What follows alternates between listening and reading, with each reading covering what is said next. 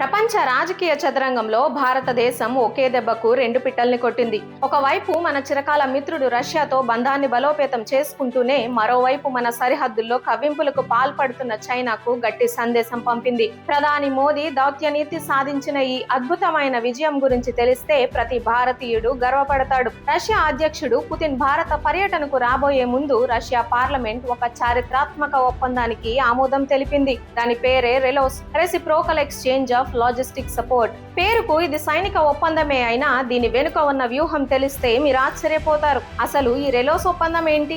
Simple గా చెప్పాలంటే ఇప్పుడు భారత సైన్యం రష్యాలోని సైనిక స్థావరాలను, ఎయిర్పోర్టులను, నౌకాశ్రయాలను ఉపయోగించుకోవచ్చు. అలాగే రష్యా సైన్యం మన దేశంలోని సైనిక స్థావరాలను వాడుకోవచ్చు. ఇంధనం నింపుకోవడానికి, మరమ్మతుల కోసం, సామాగ్రి కోసం ఒకరికొకరు సహాయం చేసుకోవచ్చు. ఇక్కడే ఉంది అసలు మజా. ఈ ఒప్పందం ద్వారా భారతదేశానికి ఏం లాభం? చరిత్రలో మొదటిసారిగా భారతదేశానికి ఆర్కిటిక్ ప్రాంతంలోని రష్యా సైనిక స్థావరాల్లోకి ప్రవేశం లభించింది.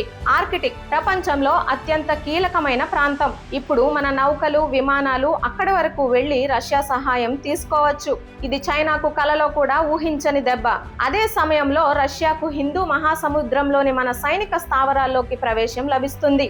దీనివల్ల ఈ ప్రాంతంలో చైనా ఆధిపత్యానికి చెక్ పెట్టడానికి మనకు ఒక శక్తివంతమైన మిత్ర దేశం తోడైనట్టు అయింది. ఒక్క మాటలో చెప్పాలంటే ఇప్పుడు భారతదేశపు సైనిక శక్తి హిమాలయాల నుండి ఆర్కిటిక్ వరకు విస్తరించింది. ఇది కేవలం సైనిక ఒప్పందం కాదు, ప్రధాని మోదీ దౌత్యనీతికి, ఆయన నాయకత్వ పటిమకు దక్కిన అతి పెద్ద విజయం. ప్రపంచం మొత్తం ఒకవైపు ఉంటే మన పక్కన రష్యా లాంటి బలమైన స్నేహితుడు ఉన్నాడనే భరోసాను ఈ ఒప్పందం ఇస్తుంది. ఈ చారిత్రాత్మక విజయంపై మీ అభిప్రాయం ఏంటి? మోదీ దౌత్యనీతిని మీరు సమర్థిస్తున్నారా?